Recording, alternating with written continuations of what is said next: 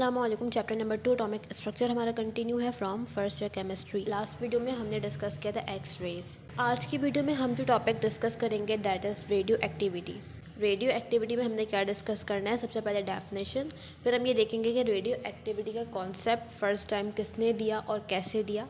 ठीक है, इसके अलावा रेडियो एक्टिविटी का जो फिनोमेना है वो होता क्यों है। उसके बाद हम रेडियो एक्टिविटी की टाइप्स देखेंगे, फिर जो रेडियो एक्टिव रेज हैं वो कितने तरह की होती हैं, उनकी क्या प्रॉपर्टीज़ हैं, ये तमाम बातें हम डिस्कस करेंगे आज की वीडियो में। रेडियो एक्टिविटी, ठीक है, it is a phenomena in which nucleus of an atom is splitted and emission of rays takes place. Radioactivity एक ऐसा प्रोसेस है जिसमें एटम का न्यूक्लियस स्प्लिट होगा, ब्रेक होगा और साथ में कुछ रेडिएशंस इमिट होंगी। देखो, हमारे पास पीरियडिक टेबल में जितने भी एलिमेंट्स हैं उन एलिमेंट्स में से कुछ एलिमेंट्स ऐसे हैं जिनके न्यूक्लियस अनस्टेबल हैं। उनके न्यूक्लियस क्या है? अनस्टेबल। अब हर एटम क्या चाहता है कि वो स्टेबिलिटी की तरफ आए, ठीक है, स्टेबिलिटी को गेन कर ले, अनस्टेबल ना रहे। तो ऐसे एलिमेंट्स जिनके न्यूक्लियस अनस्टेबल हैं वो क्या करते हैं, कुछ रेडिएशंस इमिट करते हैं और क्या बन जाते हैं फिर वो स्टेबल। ठीक है, एलिमेंट अनस्टेबल था, क्या बन गया? स्टेबल, और साथ ही साथ यहाँ से कुछ रेडिएशंस इमिट हो गई। ठीक है, अनस्टेबल न्यूक्लियाई कुछ रेडिएशंस इमिट करके क्या बन गया? स्टेबल। तो रेडियो एक्टिविटी एक ऐसा प्रोसेस है, ऐसा फिनोमेना है जिसमें न्यूक्लियस ऑफ एन एटम, इसमें क्या होगा, एटम का एक न्यूक्लियस स्प्लिट होगा, ठीक है, मतलब ब्रेक होगा, और क्या इमिट होगी? रेडिएशंस। ठीक है, ये न्यूक्लियस था, ये ब्रेक हो गया और क्या बन गया? एक स्टेबल न्यूक्लियस, और क्या इमिट हो गई यहाँ से? रेडिएशंस। तो इस प्रोसेस को हम क्या कहते हैं? Radio activity. अब यहाँ पर देखो, एक एलिमेंट है जिसमें से रेडिएशंस इमिट हो रही हैं। तो ऐसा एलिमेंट्स जो रेडिएशन इमिट करता है, ऐसा एलिमेंट जिसमें से रेडिएशंस निकलती है, उसे हम क्या कहते हैं? Radio active element. ठीक है, और जो रेडिएशंस निकल रही है इससे हम क्या कहते हैं? Radioactive rays. Radioactive rays 3 तरह की होती है, अल्फ़ा, बीटा और गैमा। ठीक है, ये तीनों क्या है? Radio active rays. अच्छा, अब अगर हम ये देखें कि सबसे पहले रेडियो एक्टिविटी का कॉन्सेप्ट किसने दिया, तो एक साइंटिस्ट है जिसका नाम है हेनरी बैक्यूरेल। इसने फर्स्ट टाइम रेडियो एक्टिविटी का कॉन्सेप्ट दिया इन 1896। अच्छा, अब हम बात कर रहे हैं कि रेडियो एक्टिविटी का कॉन्सेप्ट आया कैसे, हेनरी बैक्यूरेल ने कैसे फर्स्ट टाइम रेडियो एक्टिविटी का कॉन्सेप्ट दिया। ठीक है, देखो 1895 में क्या डिस्कवर हुई थी? X raise. 1895 में क्या डिस्कवर हुआ था? X raise. एक्स रे पे आगे फर्दर काम चल रहा था। ठीक है, तो हेनरी बैक्यूरेल भी क्या कर रहा था? एक्स रे पे फर्दर काम कर रहा था, उसको फर्दर स्टडी कर रहा था। ठीक है, उस दौरान उसने क्या किया, यूरेनियम का एक मिनरल है पिच ब्लेंड। ठीक है, यूरेनियम का एक मिनरल है पिच ब्लेंड। इसने क्या किया, जो ये मिनरल है यूरेनियम का, इसको एक ब्लैक पेपर में रैप किया और उस ब्लैक पेपर के ऊपर उसने क्या लगाया? फोटोग्राफिक प्लेट, और उसको इस तरह से उसने रख दिया डार्कनेस में, मतलब ऐसी जगह जहाँ पर कोई लाइट सोर्स नहीं हो, ऐसी जगह रखा जहाँ कोई एक्सटर्नल सोर्स ना हो लाइट का, जहाँ बाहर से कोई लाइट ना आ सके, कोई रेडिएशन, कोई रे ना आ सके। ठीक है, अब जब उसने कुछ टाइम के बाद इसको अनरैप किया तो इसने क्या देखा कि जो फोटोग्राफिक प्लेट है उस पर स्पॉट्स हैं,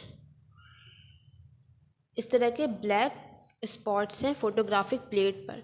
फोटोग्राफिक प्लेट ऐसी प्लेट है जो रेडिएशन से इफ़ेक्ट होती है। अगर कहीं पर रेडिएशन होगी तो हमें इस फोटोग्राफिक प्लेट पे क्या मिलेगा? ट्रेसेस मिलेंगे। बट उसने कहाँ रखा था यूरेनियम मिनरल को? जहाँ पे कोई एक्सटर्नल सोर्स नहीं था रेडिएशन और रेज या किसी भी लाइट का। ठीक है, लेकिन उसे क्या मिला? फोटोग्राफिक प्लेट पे ब्लैक स्पॉट्स। इसका मतलब क्या था कि कहीं पे रेडिएशन मौजूद है। क्या है यहाँ पर? कहीं ना कहीं रेडिएशन है, कहीं से रेज आ रही हैं।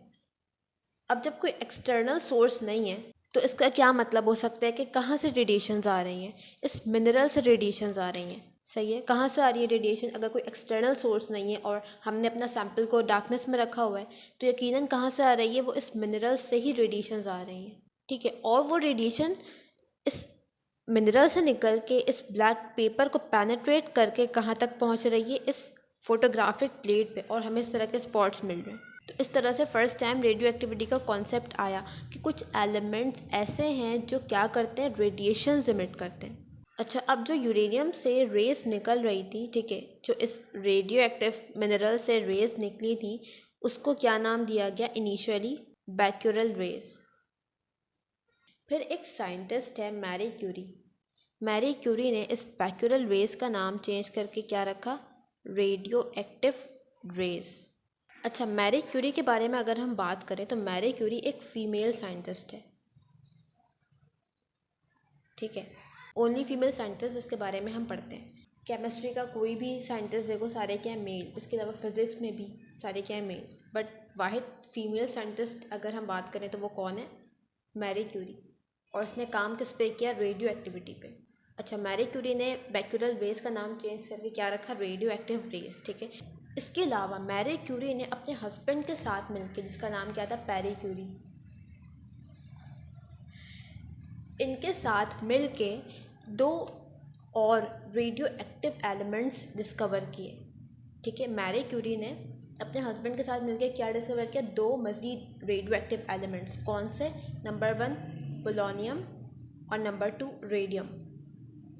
पोलोनियम का नाम उन्होंने रखा उस जगह के नाम पर जहाँ वो रहती थी, पोलैंड, ठीक है। तो इन्होंने 2 रेडियो एक्टिव एलिमेंट्स भी डिस्कवर किए, पोलोनियम और रेडियम। और मैरी क्यूरी और पेरी क्यूरी को इनके इसी कंट्रीब्यूशन की वजह से नोबेल प्राइज़ भी दिया गया, ठीक है। नेक्स्ट हम डिस्कस कर रहे हैं कि रेडियो एक्टिविटी का रीज़न क्या है, ठीक है। क्यों कुछ एलिमेंट्स रेडियो एक्टिव हैं, क्यों कुछ एलिमेंट्स रेडिएशंस एमिट करते हैं और कुछ एलिमेंट्स नहीं करते। इस पॉइंट पे बुक में बात नहीं की हुई है, ठीक है। तो हम इसको ब्रीफली देख लेते हैं क्या है। देखो, एटम है, ये इसका न्यूक्लियस है। न्यूक्लियस में क्या? न्यूट्रॉन और प्रोटॉन, और ये ऑर्बिट है जिसमें इलेक्ट्रॉन मौजूद है, ठीक है। अच्छा, अब देखो कुछ एलिमेंट्स के न्यूक्लियस क्यों स्टेबल हैं, कुछ के नहीं है। यहाँ पर न्यूट्रॉन है और प्रोटॉन। प्रोटॉन पे कौन सा चार्ज होता है? पॉजिटिव। न्यूट्रॉन पे कौन सा चार्ज होता है? न्यूट्रल होता है, ज़ीरो चार्ज होता है, कोई चार्ज नहीं होता। अब प्रोटॉन है पॉजिटिव, यहाँ पे और भी प्रोटॉन्स मौजूद होंगे न्यूक्लियस में, ठीक है। चार्जेस के दरमियान जो फोर्स होती है उसे हम क्या कहते हैं? इलेक्ट्रोस्टैटिक फोर्स, ठीक है। कौन सी फोर्स होती है? इलेक्ट्रोस्टैटिक फोर्स, वो फोर्स जो चार्जेस के दरमियान होती है। तो यहाँ पर जो 2 प्रोटॉन्स हैं, ये पॉजिटिव है, ये भी पॉजिटिव है, तो इनके दरमियान क्या होगी? फोर्स ऑफ रिपल्जन होगी, ठीक है। दोनों प्रोटॉन्स क्या करेंगे? एक दूसरे को रिपेल करेंगे। और यहाँ पे 2 प्रोटॉन तो नहीं है, और भी प्रोटॉन्स हैं, तो तमाम प्रोटॉन्स क्या करेंगे? एक दूसरे को रिपेल करेंगे। अब देखो, ये फोर्स क्या करना चाह रहा है? न्यूक्लियस को स्प्लिट करना, प्रोटॉन्स को दूर करना, उसको ब्रेक करना। बट रियल में तो न्यूक्लियस ब्रेक नहीं होता, ठीक है। तो इसका क्या मतलब है कि यहाँ पर लाजमी कोई दूसरी फोर्स है जो इसके ऑपोजिट काम कर रही है, ठीक है। नॉर्मल एटम में तो न्यूक्लियस ब्रेक नहीं हो रहा ना। तो इसका क्या मतलब है कि इस फोर्स ऑफ रिपल्जन को ओवरकम करने के लिए यहाँ पे कोई दूसरी फोर्स भी मौजूद है। उस फोर्स को हम क्या कहते हैं? Nuclear force. Nuclear force charges पे डिपेंड नहीं करती, ठीक है, डिपेंड नहीं करती चार्ज पे, ये पार्टिकल्स के दरमियान होगी। न्यूट्रॉन है, प्रोटॉन है, इन 2 के दरमियान भी न्यूक्लियर फोर्स होगी। प्रोटॉन प्रोटॉन के दरमियान भी न्यूक्लियर फोर्स होगी। इसके अलावा न्यूट्रॉन न्यूट्रॉन के दरमियान भी न्यूक्लियर फोर्स होगी, ठीक है। तो न्यूक्लियर फोर्स चार्ज पे डिपेंड नहीं करती। इसके अलावा शॉर्ट डिस्टेंस पे स्ट्रॉन्ग होती है। तो देखो, यहाँ पे प्रोटॉन प्रोटॉन के दरमियान इलेक्ट्रोस्टैटिक फोर्स, जिसके रिएक्शन में न्यूक्लियर फोर्स है, जो इस न्यूट्रॉन प्रोटॉन के दरमियान भी है, प्रोटॉन प्रोटॉन के दरमियान भी है, और न्यूट्रॉन न्यूट्रॉन के दरमियान भी है। इसने क्या किया है? इन तमाम पार्टिकल्स को जो न्यूक्लियस में मौजूद हैं, न्यूट्रॉन्स और प्रोटॉन, इनको कंबाइन करके रखा हुआ है, ठीक है, इनको बाउंड करके रखा हुआ है, जिसकी वजह से न्यूक्लियर की इंटीग्रिटी मेंटेन है, न्यूक्लियस ब्रेक नहीं हो रहा। अच्छा, अब देखो, जब तक ये दोनों फोर्सेस इक्वल है ना, इलेक्ट्रोस्टैटिक और न्यूक्लियर फोर्स इक्वल हैं या इनमें कम डिफरेंस है, तब तक एटम स्टेबल है। जब तक ये दोनों फोर्सेस इक्वल हैं या इनमें कम डिफरेंस है, एटम क्या होगा? स्टेबल। बट अगर इन फोर्सेस के दरमियान जो डिफरेंस है वो बहुत ज़्यादा हो जाए तो एटम क्या बन जाता है? अनस्टेबल। देखो, हमारे पास ऐसा एलिमेंट जिनका एटॉमिक नंबर 82 से ज़्यादा है, वो क्या है? Radio active elements.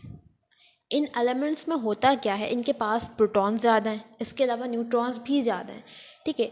तो जो न्यूक्लियर फोर्स है ना वो इन पार्टिकल्स को होल्ड करके नहीं रख सकती, क्योंकि ये एक्ट करती है शॉर्ट डिस्टेंस पे। ठीक है, ये एक्ट करती है शॉर्ट डिस्टेंस पे, हमने बात की शॉर्ट डिस्टेंस पे ये फोर्स एक्ट करती है। अब जब पार्टिकल्स इतने ज़्यादा हैं तो न्यूक्लियर फोर्स इन पार्टिकल्स को मेंटेन करके नहीं रख सकता, कंबाइन करके और होल्ड करके नहीं रख सकता, जिसकी वजह से क्या होगा, ये न्यूक्लियस ब्रेक होना चाहेगा, स्प्लिट होना चाहेगा। ठीक है, इसके पास एनर्जी ज़्यादा हो जाएगी, और जब एनर्जी ज़्यादा होती है तो एटम क्या हो जाता है, अनस्टेबल।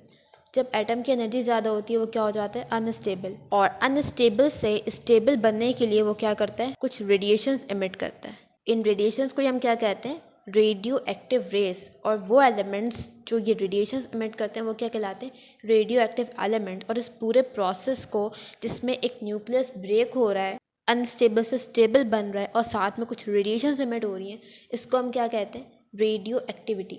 अब हमारे पास कौन से एलिमेंट्स रेडियो एक्टिव होंगे, तो हमने बात की ऐसे एलिमेंट जिनका एटॉमिक नंबर मोर देन 82 होगा, वो क्या होगा, radio active elements. Periodic table में जो एलिमेंट्स मौजूद हैं 82 तक सारे क्या हैं, स्टेबल। ठीक है, वो रेडियो एक्टिव नहीं है। बट 82 के बाद जो एलिमेंट्स आते हैं वो तमाम क्या हैं, रेडियो एक्टिव एलिमेंट्स। इसके अलावा कुछ आइसोटोप्स भी ऐसे होते हैं जो रेडियो एक्टिव होते हैं। मेन मकसद क्या है, इन दो फोर्सेस का अनइक्वल होना। कौन सा आइसोटोप, जैसे तुम लोगों ने नाम सुना होगा, हाइड्रोजन का आइसोटोप होता है ट्राइटियम,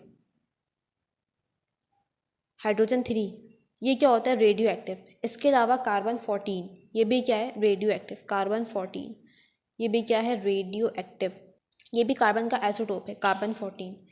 तो ये दोनों क्या है, रेडियो एक्टिव आइसोटोप्स हैं। अब नेक्स्ट हम बात कर रहे हैं रेडियो एक्टिव रेज पर। ठीक है, देखो रेडियो एक्टिव एलिमेंट है, इसमें से जो रेज निकलती है उसे हम क्या कहते हैं, रेडियो एक्टिव रेज। ठीक है, रेडियो एक्टिव रेज 3 तरह की होती है, अल्फ़ा, बीटा और गैमा।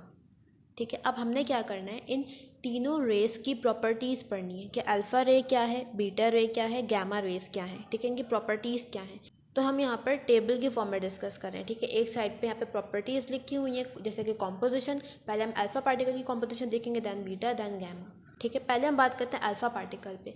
देखो अल्फ़ा पार्टिकल क्या है, हीलियम न्यूक्लियाई। इसको याद रखो, हीलियम न्यूक्लियाई है, ये हीलियम का न्यूक्लियस है। अब देखो इसका क्या मतलब है, हीलियम एटम है। ठीक है, हीलियम का एटॉमिक नंबर क्या होता है, 2, मतलब इसके पास 2 प्रोटॉन्स हैं और न्यूक्लियस में 2 न्यूट्रॉन्स हैं। ठीक है, इसके अलावा इसके ऑर्बिट में 2 इलेक्ट्रॉन्स रिवॉल्व कर रहे हैं, क्योंकि जितने प्रोटॉन्स होते हैं उतने ही क्या होते हैं, इलेक्ट्रॉन्स। ठीक है, अब हमने क्या लिखा है, हीलियम न्यूक्लियस, मतलब इस हीलियम एटम से इन 2 इलेक्ट्रॉन्स को निकाल दो। इन 2 इलेक्ट्रॉन्स को क्या करो, निकाल दो। क्या रह गया, सिर्फ हीलियम का न्यूक्लियस रह गया। इस हीलियम के न्यूक्लियस को हम क्या कहते हैं, अल्फ़ा पार्टिकल। अब ये क्या है, अल्फ़ा पार्टिकल है।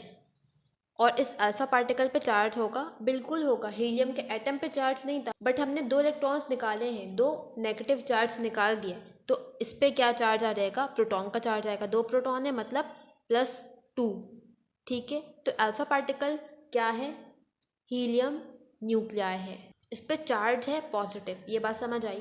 देखो हम कभी कह रहे हैं रेस, कभी कह रहे हैं पार्टिकल। एक रे है, ये रे कुछ पार्टिकल से मिलके बनी है, तो ये जो रे है ये है अल्फ़ा रे, और इसमें जो पार्टिकल्स हैं ये क्या कहलाएंगे, अल्फ़ा पार्टिकल। ठीक है, तो अल्फ़ा रे पार्टिकल से मिलके बनी है, ये बात याद रखो। अल्फ़ा रे किससे मिलके बनी है, पार्टिकल से, अल्फ़ा पार्टिकल से। बीटा रे भी पार्टिकल से मिलके बनी है, बीटा पार्टिकल से। पर जो गैमा रे है ना, जो गैमा रे है वो पार्टिकल से मिलके नहीं बनी है, वो क्या है, इलेक्ट्रोमैग्नेटिक रेडिएशन। याद रखो, ये गैमा रे के पास कोई पार्टिकल नहीं है।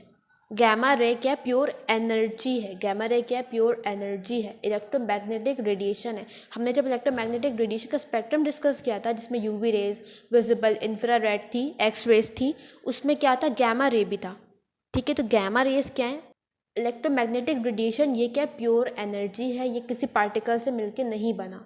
ठीक है, अब अगर हम कॉम्पोजिशन लिखें तो अल्फ़ा की कॉम्पोजिशन क्या हो गई, इसके पास 2 प्रोटॉन्स हैं, 2 न्यूट्रॉन्स हैं, just like helium atom.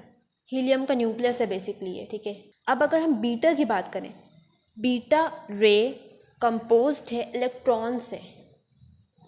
Beta रे जिस पार्टिकल से बनी हुई है उसे हम क्या कह रहे हैं, इलेक्ट्रॉन्स। बेसिकली वो इलेक्ट्रॉन्स ही हैं।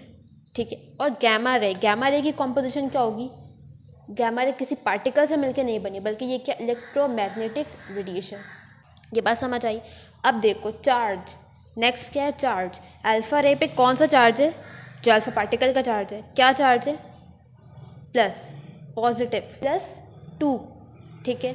बीटा क्या है, इलेक्ट्रॉन है, क्या चार्ज होगा इस पर, -1। गैमा रे पे क्या चार्ज होगा, कोई चार्ज नहीं होगा, 0 चार्ज, क्योंकि ये पार्टिकल से मिलकर नहीं बना, ये क्या, प्योर एनर्जी है और एनर्जी पे चार्ज नहीं होता। अब नेक्स्ट है मास, ठीक है। अल्फा पार्टिकल का मास क्या है, 4 AMU, और बीटा पार्टिकल का मास क्या है, जो मास इलेक्ट्रॉन का होता है, दैट इज़ 1/1836 AMU। अब ये बताओ कि गैमा रेस का क्या होगा मास, 0 मास होगा, पार्टिकल नहीं है, एनर्जी है, 0 मास। चार्ज भी क्या है, 0, मतलब न्यूट्रल। अब डिफ्लेक्शन का मतलब होता है कि हम इलेक्ट्रिक फील्ड लगा दें, एक साइड पे पॉजिटिव रखें, एक साइड पे नेगेटिव, और यहाँ से हम रेस पास करें, ठीक है। तो क्या ये डिफ्लेक्ट होगी या नहीं होगी, अल्फा पार्टिकल डिफ्लेक्ट होगा, अल्फा रे डिफ्लेक्ट होगी इलेक्ट्रिक और मैग्नेटिक फील्ड पे, बिल्कुल होगी, क्योंकि ये क्या है, चार्ज है, अल्फा पार्टिकल पे क्या है, positive charge, double positive charge. ये कहाँ डिफ्लेक्ट कर जाएगा, नेगेटिव की तरफ, ऑपोजिट है, अट्रैक्ट कर जाएगा, अल्फा पार्टिकल डिफ्लेक्ट हो जाएगा। डिफ्लेक्ट का मतलब होता है अपने रास्ते से हट जाना, इसको जाना था सीधा, लेकिन ये कहाँ पे आ गया, नेगेटिव की तरफ डिफ्लेक्ट कर गया, नेगेटिव की तरफ टर्न हो गया, तो मतलब ये डिफ्लेक्ट हो रहा है, यस, ये डिफ्लेक्ट होगा। बीटा की बात करें, बीटा पे क्या है, नेगेटिव चार्ज, क्या ये डिफ्लेक्ट होगा, बिल्कुल डिफ्लेक्ट होगा, ये कहाँ जाएगा, पॉजिटिव की तरफ, ठीक है। तो इसकी जो डिफ्लेक्शन है वो ऑपोजिट है अल्फ़ा के, अल्फ़ा नेगेटिव की तरफ जा रहा था, ये कहाँ जा रहा है, पॉजिटिव की तरफ, ठीक है। तो ये भी डिफ्लेक्ट होगा। अब क्या गैमा डिफ्लेक्ट होगा, गैमा पे चार्ज क्या है, कोई चार्ज नहीं है, न्यूट्रल, तो गैमा पे कोई इफेक्ट नहीं होगा इलेक्ट्रिक और मैग्नेटिक फील्ड का। गैमा स्ट्रेट आ रहा था, गैमा रेज ऐसे ही स्ट्रेट चली जाएगी, ये डिफ्लेक्ट नहीं होगी। अगर ये डायग्राम बनी है तो क्या हम बता सकते हैं कौन कौन सी रेज हैं यहाँ पर, जो पॉजिटिव की तरफ जा रही है वो कौन सी है, बीटा, तो नेगेटिव की तरफ जा रही है वो कौन सी है, अल्फ़ा रेज, और जो डिफ्लेक्ट नहीं हो रही वो कौन सी होगी, गैमा रेज। नेक्स्ट है आईपी, मतलब आयनाइजेशन पावर। आयनाइजेशन पावर मतलब एक कि वो रेज जो न्यूट्रल एटम्स को आयनाइज कर दे। यहाँ पे हमने गैस रखी है, हाइड्रोजन गैस, अल्फ़ा पार्टिकल को हम पास करेंगे, तो यहाँ पर क्या जो हाइड्रोजन के एटम्स हैं वो आयोनाइज हो जाएंगे, क्या वो एटम्स चार्ज पार्टिकल्स बन जाएंगे। तो अगर ये हाइड्रोजन को चार्ज पार्टिकल में चेंज कर रहा है तो मतलब ये क्या है, आयनाइजेशन, मतलब इस रेस के पास आयनाइजेशन पावर है। अगर हम तीनों में कंपेयर करें ना, तो सबसे ज़्यादा पावर किसकी है, अल्फ़ा की, हाईएस्ट आईपी इन तीनों में। अल्फ़ा से थोड़ी सी कम किसकी है, बीटा की। और गैमा की बात करें तो गैमा की पावर अल्फ़ा बीटा दोनों से कम है। सबसे ज़्यादा आईपी किसकी है तीनों में, अल्फ़ा की, सेकंड नंबर पे बीटा की, और थर्ड नंबर पे गैमा की। अच्छा, अब हम नेक्स्ट कर रहे हैं पेनिट्रेशन पावर। पेनिट्रेशन पावर का मतलब होता है किसी चीज़ के अंदर से गुजर जाना। कुछ रेज ऐसी हैं जो चीज़ों को पार कर सकती हैं, मतलब उनमें पेनिट्रेशन पावर है। अब देखो 3 रेज हैं, अल्फ़ा बीटा गैमा। अब देखो गैमा रेज क्या है, एनर्जी, जबकि अल्फ़ा बीटा क्या है, पार्टिकल्स है ना। अल्फ़ा बीटा रेज में क्या है, पार्टिकल्स हैं, जबकि गैमा क्या है, इसमें कोई पार्टिकल नहीं है, इसलिए क्या है, प्योर एनर्जी। तो सबसे हाईएस्ट पेनिट्रेशन पावर किसकी है, गैमा की, ठीक है। सेकेंड नंबर पे बीटा की, और थर्ड नंबर पे अल्फ़ा की। देखो ये एक इलेक्ट्रॉन है, ये 2 है, जितना हैवी होता जाएगा उतना पेनिट्रेट नहीं कर सकता। अब देखो स्पीड की अगर हम बात करें, गैमा रे क्या, एनर्जी, इलेक्ट्रोमैग्नेटिक रेडिएशन है ना, तो जितनी भी इलेक्ट्रोमैग्नेटिक रेडिएशन होती है वो कैसे मूव करती है, किस स्पीड से, with the speed of light.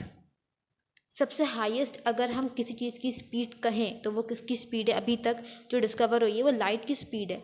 तो गैमा रे क्या है, एनर्जी, इलेक्ट्रोमैग्नेटिक रेडिएशन, तो इसकी स्पीड भी क्या होगी, स्पीड ऑफ लाइट। इन तीनों में हाईएस्ट स्पीड होगी, इसी वजह से इसकी पेनिट्रेशन पावर भी क्या है, बहुत ज़्यादा, वो आराम से चीज़ों के अंदर से गुजर सकती है। और बीटा की अगर हम बात करें तो 9/10। देखो हमारे पास स्टैंडर्ड क्या है, हाईएस्ट क्या है, स्पीड ऑफ लाइट है ना, तो हम उसी से कंपेयर करके बताते हैं कि इसकी स्पीड कितनी है। मतलब बीटा की स्पीड 9/10 है ऑफ स्पीड ऑफ लाइट। जबकि अगर हम बात करें अल्फ़ा रे की स्पीड की तो ये क्या है 1/10 to 1/20 of speed of light का। सबसे हाईएस्ट क्या है gamma, then beta, then alpha की स्पीड। तो यहाँ पर हमने प्रॉपर्टीज़ डिस्कस कर ली अल्फ़ा, बीटा और गैमा रेज की। देखो अल्फ़ा पार्टिकल कह सकते हैं, बीटा पार्टिकल कह सकते हैं, बट क्या गैमा पार्टिकल कह सकते हैं? नहीं कह सकते। कभी भी गैमा पार्टिकल नहीं कहेंगे, क्या कहेंगे हमेशा गैमा रेज, क्योंकि गैमा क्या है पार्टिकल नहीं है ना, एनर्जी है। तो नेक्स्ट हम डिस्कस कर रहे हैं टाइप्स ऑफ रेडियो एक्टिविटी। ठीक है, तो रेडियो एक्टिविटी के हमारे पास दो टाइप्स हैं, एक नेचुरल रेडियो एक्टिविटी, एक आर्टिफिशियल। नाम से पता चल रहा है जो नेचुरल रेडियो एक्टिविटी है वो नेचुरली होगी, ठीक है, वो स्पॉन्टेनियस होगी, वो खुद होगी। जबकि जो आर्टिफिशियल रेडियो एक्टिविटी है ये हमें इंड्यूस करवाना पड़ेगा। नेचुरल रेडियो एक्टिविटी की एक एग्जांपल हमारे सामने है, बुक में मौजूद है। यूरेनियम एक रेडियो एक्टिव एलिमेंट है, ठीक है, इसका एटॉमिक नंबर 92, एटॉमिक मास 238। जब भी रेडियो एक्टिव एलिमेंट स्प्लिट होगा और साथ में यहाँ पे अल्फा पार्टिकल इमिट होंगे, ठीक है, जो रेडिएशन इमिट हो रही है कौन सी होगी, अल्फा पार्टिकल यहाँ पे इमिट होगा। ये किसकी एग्जांपल है, नेचुरल रेडियो एक्टिविटी की, ठीक है, ये खुद से हो रहा है। Next artificial radio activity. Artificial radio activity का मतलब है कि एक एलिमेंट रेडियो एक्टिव नहीं है बट हमने उसे क्या बना दिया है, रेडियो एक्टिव। जैसे कि एक एलिमेंट है, अभी ये स्टेबल है, ठीक है, इसमें से कोई रेडिएशन इमिट नहीं हो रही। अब हम क्या करेंगे, इस पर न्यूक्लियर रेडिएशंस डालेंगे और ये एलिमेंट क्या बन जाएगा फिर, रेडियो एक्टिव। तो इस तरह के प्रोसेस को हम क्या कहेंगे, आर्टिफिशियल रेडियो एक्टिविटी। अच्छा, अब यहाँ पर एक इम्पॉर्टेंट बात है, वो ये है कि हमारे पास 3 सब एटॉमिक पार्टिकल्स हैं, एक इलेक्ट्रॉन है, प्रोटॉन और थर्ड क्या है, न्यूट्रॉन। इनमें से जो इलेक्ट्रॉन और प्रोटॉन है ना, इनकी जो डिस्कवरी है ये कैसे हुई है, डिस्चार्ज ट्यूब एक्सपेरिमेंट के ज़रिए, ठीक है, डिस्चार्ज ट्यूब एक्सपेरिमेंट के ज़रिए हुई है इलेक्ट्रॉन और प्रोटॉन की डिस्कवरी।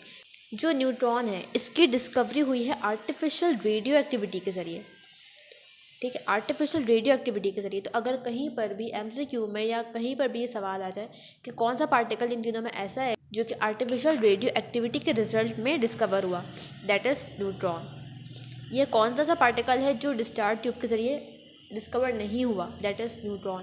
देखो इसकी जो इक्वेशन है वो क्या है, जब बेरिलियम, ठीक है, बेरिलियम एक रेडियो एक्टिव एलिमेंट नहीं है, बट जब हमने बेरिलियम पर अल्फ़ा पार्टिकल्स डाले तो उसके रिजल्ट में हमें क्या मिला, कार्बन का एटम और साथ में एक ऐसा पार्टिकल जिस पर कोई चार्ज नहीं है जो कि न्यूट्रल है। उस पार्टिकल को क्या नाम दिया गया, न्यूट्रॉन। तो इस तरह से न्यूट्रॉन की डिस्कवरी हुई है थ्रू आर्टिफिशियल रेडियो एक्टिविटी। अच्छा, एक और बात यहाँ पर यह है कि अगर कोई एलिमेंट रेडियो एक्टिव है और वो रेडिएशन एमिट कर रहा है तो वो रेडिएशन या तो अल्फ़ा रे होगी या फिर बीटा रे होगी, ठीक है, दोनों नहीं हो सकती, या तो एक वक्त में अल्फ़ा होगी या तो फिर बीटा होगी, और इनके साथ गैमा रे इमिट हो सकती है।